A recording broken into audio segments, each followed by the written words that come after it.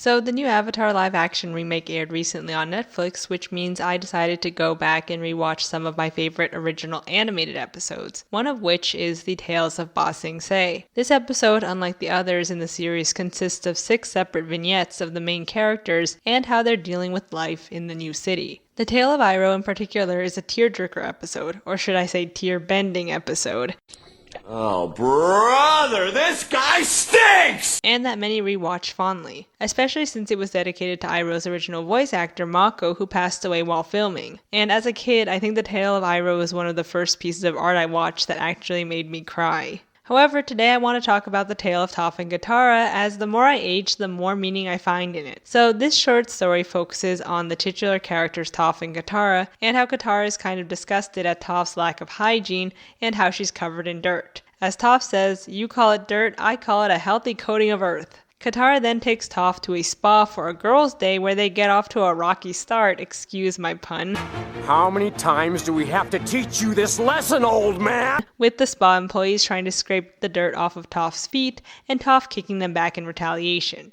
Afterward, however, Toph and Katara start to enjoy their time playing pranks on some of the employees, and then relaxing in the sauna, exiting with their hair and makeup done. However, Toph's confidence fades once a rude posh girl makes a remark that she looks cute, like a poodle monkey wearing a sweater.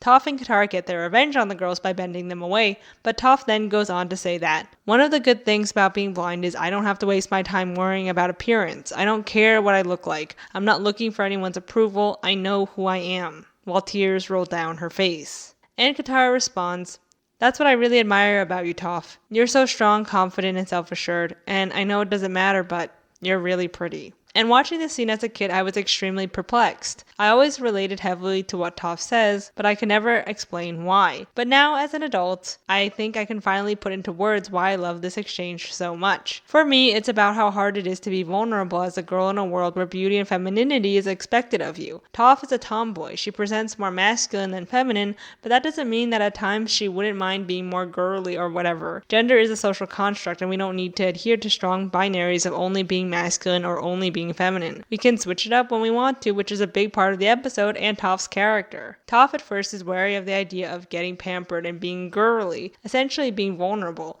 but then as the day goes on becomes more and more comfortable and therefore lets her guard down. She opens herself up to this idea of caring about her appearance, but this is the paradox of beauty. Once you start to care, that's when the insecurity starts. That's when people's comments mean something. Before, when Toph was above caring about her appearance, or at least put on that facade, the comments about her looks left her unfazed, because she wasn't trying. Why should she care if someone thought she was ugly, or if she thought of herself as ugly?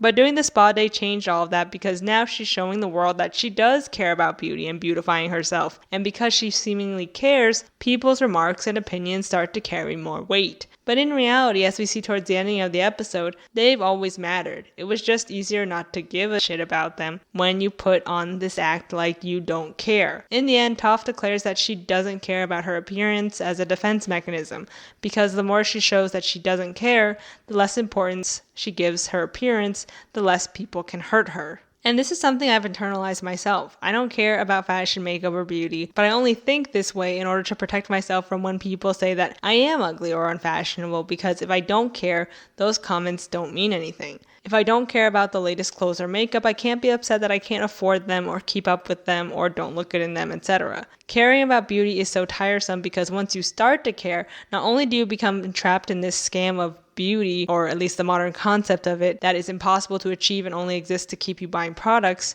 your insecurities are open to the world. When the mean girls comment on how Toph's attempt at beauty makes her look cute, like an animal in a sweater, it hurts, because she was actually feeling good about herself compared to before, when she seemingly didn't care about her appearance and wasn't drawing attention to herself with makeup. She could just blend in. But now she's standing out, and that's scary. I also want to add that just because Toph is blind doesn't mean she doesn't care about what she looks like, which is why Katara says that even though it doesn't matter, Toph is really pretty, because it does matter. Blind people care about their appearance just as much as people who aren't blind. Just because Toph can't see herself doesn't mean she doesn't care about how she looks. And though we've talked a bit about how this facade of not caring is hiding something deeper, I also think that Toph isn't lying when she says, "I don't care what I look like. I'm not looking for anyone's approval. I know who I am. It's not that she's lying about her own self-confidence. She actually is that confident. But rather she's making a statement about how hard it is to have that self-confidence as a girl who also needs to be beautiful, but in a world where beauty means being seen as an object